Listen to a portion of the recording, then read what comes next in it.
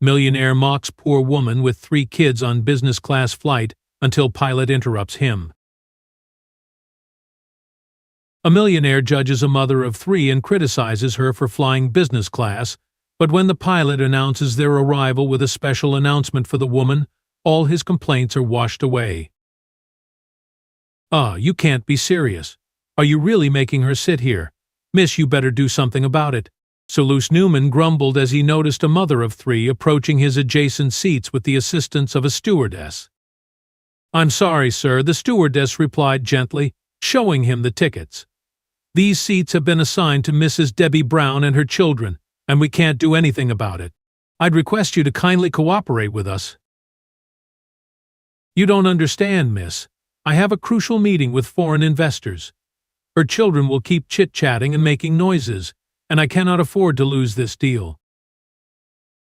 "Sir."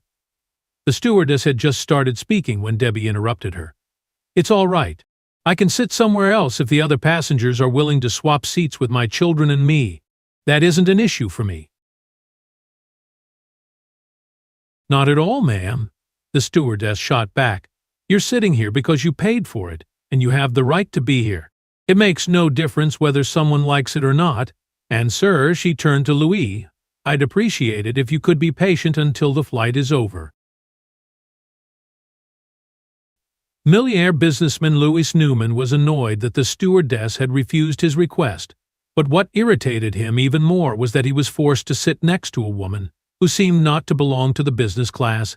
Attendee in a business class, wearing the cheapest clothes on the flight.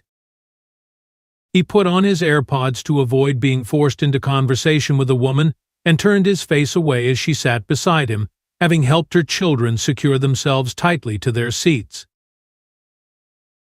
Soon the boarding process was completed, with passengers settling into their assigned seats, and the flight took off. It was the first time Debbie and her children were flying business class, so as the flight left the runway for the skies, the children began chirping in joy. "Mom," cried her daughter Stacy, "look, we're finally flying! Yay!" Some passengers on the plane turned to look at Stacy and smiled at her innocence, but Louis had a scornful expression on his face. "Listen," he said as he faced Debbie, "could you please ask your children to be quiet? Because I missed my previous flight, I'm joining a meeting from here. I don't want any kind of disruption." "I'm sorry," Debbie politely replied as she motioned for the children to remain quiet. Louis's meeting lasted almost the entire flight, and as he spoke, Debbie realized he was a businessman who was mainly into the fabrics industry, as she could see he'd mentioned fabrics frequently and had a handbook with designs. So when Louis's meeting was finished, Debbie approached him and asked, "Do you mind if I ask you a question?" Louis didn't want to talk to her, but since his meeting had gone well and the investors had agreed to the deal, he was quite pleased and let go of his arrogance. Yeah, sure, go ahead." "I noticed you had a handbook with fabric samples and designs. Do you work in the clothing industry?" Yeah, you could say that. I own a clothing company in New York. We just closed a deal. I hadn't really hoped it would work, but it did." "Oh, that's lovely. Congratulations. Actually, I run a small boutique in Texas. It's more of a family affair. It was started by my in-laws in New York. We recently opened a unit in Texas. I was really impressed with the designs you were presenting." Louis gave her a sarcastic laugh. "Thanks, lady. But the designs that my company makes are not like some local or family boutique thing. We hire some of the best designers, and we just cracked a deal with the best designing company in the world. A boutique, seriously."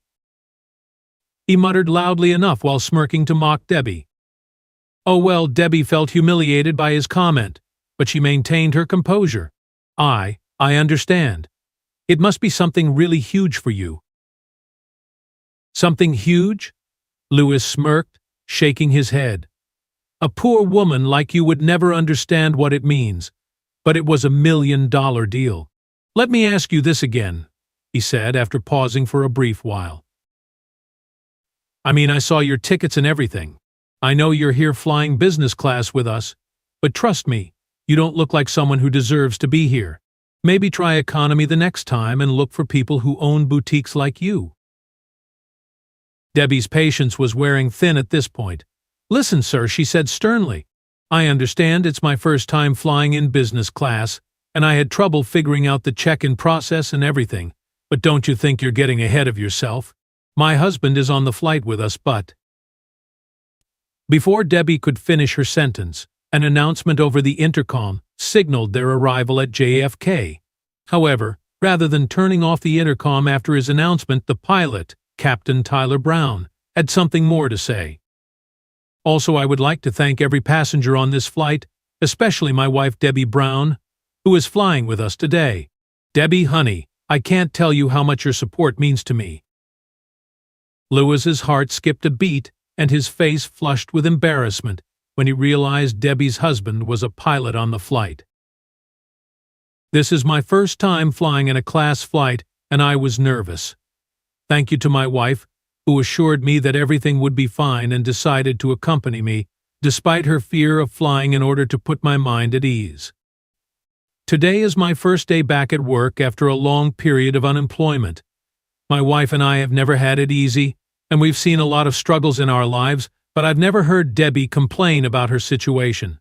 So, on this day, which also happens to be the day we first met, which I believe my wife has forgotten, I'd like to propose to her again on this flight. Debbie, I love you, honey." Tyler broke the protocol and came out of the pilot's cabin at this point, proposing to Debbie with a ring on his knees. "Would you like to spend the rest of your life with me again, Mrs. Debbie Brown?" Everyone on the plane was now fixated on Debbie and her children, who appeared to be the most beautiful family ever.